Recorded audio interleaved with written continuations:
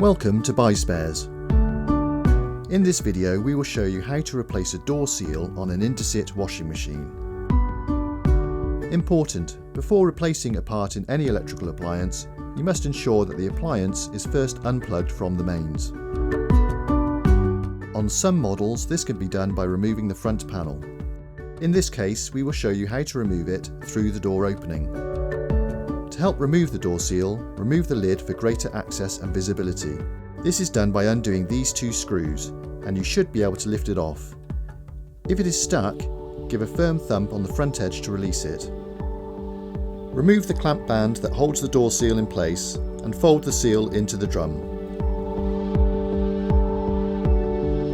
Then remove the clamp band that's holding the seal onto the drum by unscrewing the holding screw.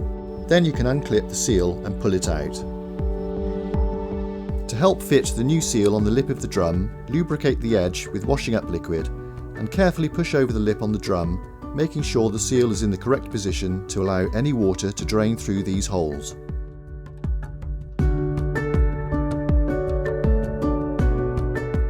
Replace the clamp band by stretching it around the seal.